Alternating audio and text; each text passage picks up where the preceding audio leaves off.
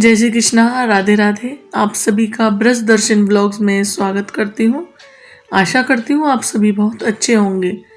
मित्रों, अगहन का पावन महीना समाप्त होने में अब कुछ ही दिन बचे हैं और शास्त्रों में कहा गया है कि इन बचे हुए दिनों में अगर श्रद्धा से श्री कृष्ण के इस दिव्य स्तोत्र का पाठ किया जाए तो संतान सुख के योग प्राप्त हो जाते हैं और घर परिवार में सौभाग्य का वास होता है।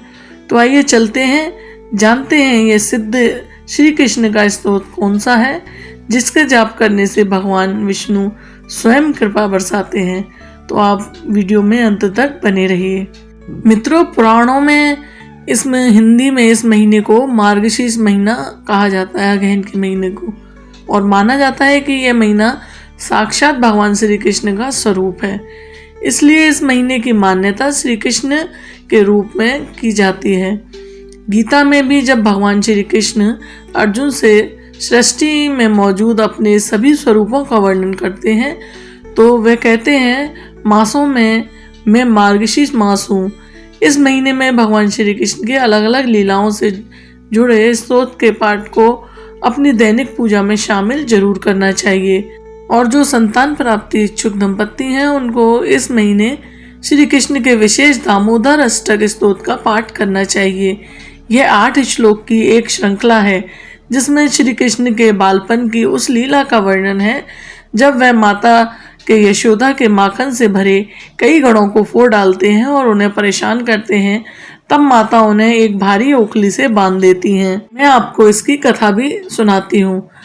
तब बाल श्री कृष्ण खुद को उस ओखल समेत घसीट कर आंगन में ले जाते हैं जहाँ पर बहुत प्राचीन काल से 2 यमला अर्जुन के पेड़ खड़े थे।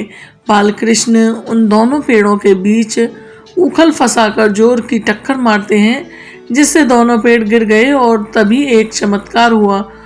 वहां पर 2 दिव्य देव पुरुष प्रकट हुए। असल में वे दोनों धन के स्वामी और देवताओं की सभा में स्थान पाने वाले यक्षों के अधिपति कुबेर के पुत्र थे। इनका नाम मणिग्रीव और नलकूबर था। एक बार दोनों ने ही देवर्षि नारद के साथ अशिष्टता की थी। जब बहुत समझाने पर भी दोनों नहीं माने तो नारद मुनि ने उन्हें शाप देकर वृक्ष में बदल दिया था।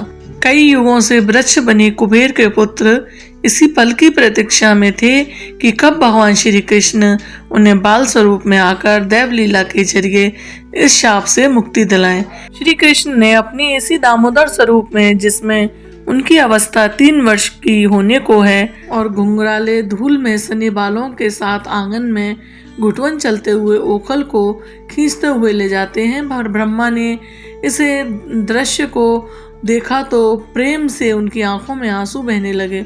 उन्होंने श्री कृष्ण के इस रूप को दामोदर कहा और उनकी ही प्रेरणा से दामोदर भगवान का देवताओं स्तवन किया था। श्री कृष्ण का नाम दामोदर इसलिए पड़ा क्योंकि माता यशोदा ने बचपन में उन्हें शरारत के कारण पेट में रस्सी से बांध दिया था। दाम का अर्थ है रस्सी और उदर का अर्थ है पेट, इसलिए दामोदर का अर्थ हुआ वह जो पेट में चारों ओर रस्सी से बंधा हो। इस अष्टकम का स्त्रोत पद्म पुराण में है जहाँ श्री कृष्ण के इस बाल स्वरूप की स्तुति की गई है। वहीं पर ब्रह्मा जी ने इस स्तोत्र के साथ वरदान जोड़ा है कि इस स्तोत्र का पाठ करते हुए संतान की मनोकामनाएं लेकर निसंतान दंपत्ति श्री कृष्ण का ध्यान करेंगे तो उन्हें जरूर शुभ चिन्ह वाली संतान की प्राप्ति होगी। अगर आप इसके साथ संस्कृत वर्तनी का पाठ या उच्चारण ना कर पाएं तो आप पूर्ण मनोयोग से धीरे धीरे इसके हिंदी अर्थ का भी पाठ कर सकते हैं। यह भी आपके लिए उतना ही फलदायी होगा। भक्तजनों, अगहन मास को खत्म होने से पहले इन आखिरी दिनों में इस श्री कृष्ण स्तोत्र का पाठ जरूर करें। भगवान आपकी मनोकामनाएं पूरी करें, संतान सुख दें और जीवन को आनंद से भर दें। जय श्री कृष्ण, राधे राधे। वीडियो अच्छा लगा हो तो वीडियो को लाइक शेयर करना ना भूलें।